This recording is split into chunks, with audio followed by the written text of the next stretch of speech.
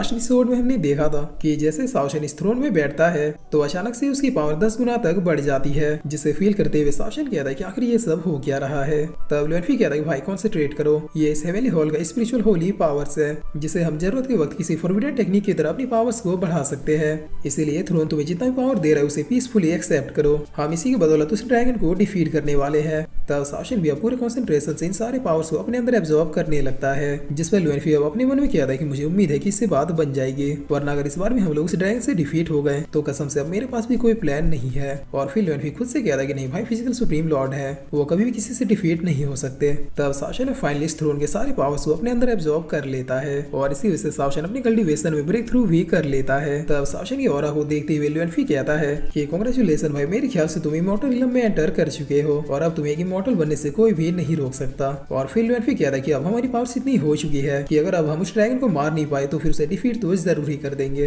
तब साओशन फिर से अपने थ्रोन में बिल्कुल बादशाह स्टाइल में बैठते हुए कहता है कि लुनफी लुनफी लुनफी, अगर तुम्हें इन पावर्स के बारे में पहले से ही पता है तो इसका मतलब ये जाहिर सी बात है कि तुमने मुझसे पहले इन सारे पावर्स को कल्टीवेट कर लिया है और आज मैं जिस लेवल पे पहुंचा हूं तुम कब के उस लेवल को क्रॉस कर चुके हो। यानी आज जब मैं तुमसे फाइट कर रहा था तब तुम्हारी लेवल मुझसे भी कहीं ज्यादा थी और तुम जानबूझकर मुझसे बच्चों की तरह फाइट कर रहे थे। जिस पर लुनफी कहता है कि भाई, मुझे पता था कि हम दोनों की फाइट का इम्पैक्ट इतना ज्यादा होगा कि ये ड्रैगन का बच्चा हमें तुरंत ही ढूंढता हुआ चला आएगा और फिर हम दोनों मिलकर इस ड्रैगन की बैंड बजा देंगे, यही मेरा प्लान था।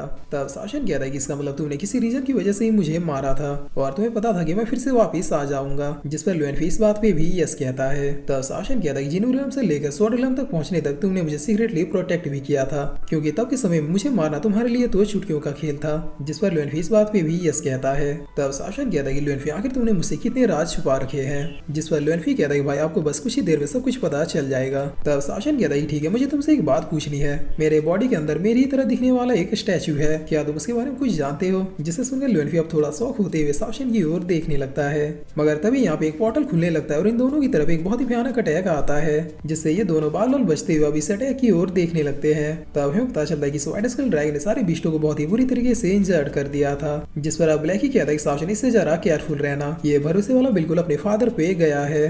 तब ब्लैकी की ऐसी हालत देखकर अब साओशन का पारा बहुत ही जोरों से घूम जाता है। जिसके बाद साओशन ब्लैकी से कहता है कि ब्लैकी, क्या तुम ठीक हो? तब ब्लैकी कहता है कि मैं बिल्कुल ठीक हूँ, बस थोड़ी हड्डियां चटक गई है। जिस पर अभी एंसेंट बीस्ट लुनफी से कहते हैं कि हम लोग इससे कुछ देर और फाइट कर सकते हैं। तब लुनफी कहता है कि नहीं, अब इसकी कोई भी जरूरत नहीं है, तुम लोगों ने ऑलरेडी मेरी एक्सपेक्टेशन से भी बढ़ के काम किया है, इसीलिए अब तुम लोग रेस्ट करो और बाकी चीजें मुझ पे और भाई पे छोड़ दो। और इतना कहते कहते साओशन और लुनफी अब दोनों ही अपने अपने ऑरा को हंसते हुए अपेयर करने लगते हैं, जिन्हें देखकर ये व्हाइट स्कल ड्रैगन अब हंसते हुए कहता है कि फादर ने बिल्कुल सही कहा था, इंसान वाकई में बहुत ही ज्यादा ढीठ होते हैं। तब लुनफी अपनी पावर्स को अपेयर करते हुए कहता है कि हाँ हम तो हैं ही कुत्ते के दुम। और इतना कह के लुनफी अपनी पावर से सबसे पहले इन बीस्टों को आइसोलेट करता है, जिसके बाद लुनफी इस पावर को रिलीज करते हुए कहता है कि तुम लोग अब आराम से खुद को हील करो।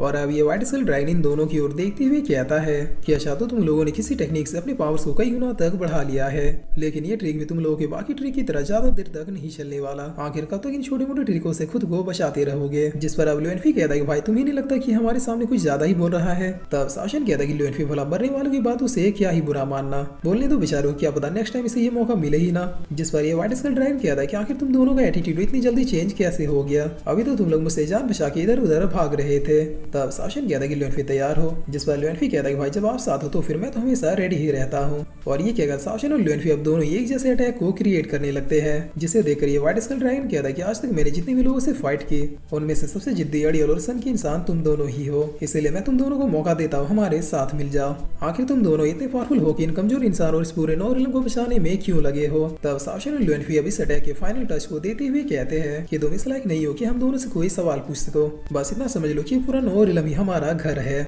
और हमारी परमिशन के बगैर हमारे घर में कोई मुंह उठा के चला ये हमें बिल्कुल भी बर्दाश्त नहीं। और इतना कहते कहते साओशन और लुनफी दोनों अपने अटैक को मिला के एक फ्यूजन अटैक को क्रिएट करने लगते हैं, जिसका नाम इन्होंने डिस्ट्रक्शन ऑफ गॉड रखा है। और अब ये दोनों इस फ्यूजन अटैक को सीधे इस ड्रैगन की ओर कर देते हैं। तब इस अटैक को देखते हुए ड्रैगन कहता है कि मुझे ये उम्मीद नहीं थी कि अटैक इतना ज्यादा स्लो होगा।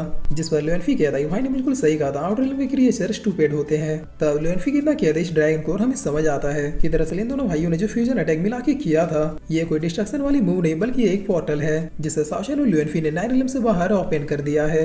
और अब इस पोर्टल के खुलते ही व्हाइट स्कल ड्रैगन अब उसी की ओर खींचा जाने लगता है। तब सावशन अब एक इविल स्माइल देते हुए सीधे अपनी जगह से गायब होकर इस व्हाइट स्कल ड्रैगन के पास आ जाता है।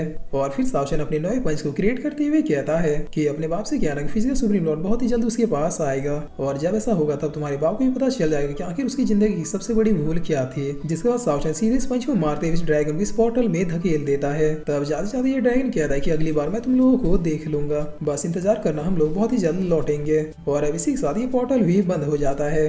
तब सावशन अब लुएनफी की ओर देखते हुए कहता है कि चलो अब तुम अपना मुंह खोलना शुरू करो, क्योंकि वो प्रॉब्लम अब सॉल्व हो चुकी है। जिस पर लुएनफी कहता है कि भाई आपको भला इतनी जल्दी क्या है, चलिए पहले आराम से जाके कहीं पे बैठते हैं। और ये कहकर लुएनफी यहाँ से चला जाता है। तब सावशन अब अपने आप से कहता है कि मैंने कभी ये सोचा नहीं था कि मेरी लाइफ में इतना बड़ा ट्विस्ट आएगा। और यही सोचकर अब सावशन भी लुएनफी के पीछे चला जाता है। जिसके बाद अब सीन चेंज होता है और हमें लुएनफी के पैलेस को दिखाया जाता है, जहाँ पर ये दोनों अब एक दूसरे के सामने खड़े थे। तब सावशन कहता है कि लुएनफी मेरे ब्लैकी को वापस करो, जिस पर लुएनफी भी ओके कहते हुए ब्लैकी को आइसोलेशन से बाहर निकाल देता है। तब सावशन ब्लैकी को देखते हुए कहता है कि ब्लैकी क्या तुम ठीक हो, जिस पर ब्लैकी कहता है कि नहीं, शायद कमर में थोड़ी सी दर्द भी बाकी है। तब सावशन तुरंत ही अपने पावर से यूज करते हुए ब्लैकी को बिल्कुल पूरी तरीके से ठीक कर देता है। जिस पर ब्लैकी अब सावशन से कहता है कि वाह आखिर ये था क्या। तब लुएनफी पूछता है कि भाई आखिर तुम्हें ये थर्ड आई वुल्फ मिला कहाँ से, इसकी रिकवरी रेट तो मेरे एंशिएंट बीस्टों से भी ज्यादा फास्ट है। जिस पर सावशन और ब्लैकी अब बहुत ही गुस्से में लुएनफी की ओर देखते हैं। तब लुएनफी कहता है कि भाई प्लीज मुझे इस तरह से मत डराओ, मैंने कहा ना कि मैं तुम्हें सब कुछ बता रहा हूँ। और ये कहकर लुएनफी सबसे पहले अपने कटे हुए हाथ को ठीक करता है। जिसके बाद लुएनफी चुटकी बजाते हुए दो चेयर को अपेयर करता है और फिर बैठते हुए कहता है कि बैठ जाओ भाई, अब मैं तुम्हें सब कुछ बता रहा हूँ कि आखिर मैंने ये सब कुछ क्यों किया। तब सावशन भी ब्लैकी को उसकी जगह पे रखते हुए आराम से बैठ जाता है। जिस पर लुएनफी अब अपनी पावर से यहाँ पे नो रिलम के वर्चुअल अपीयरेंस को अपेयर करता है। और फिर इसी के साथ ये एपिसोड यहीं पे खत्म होता है।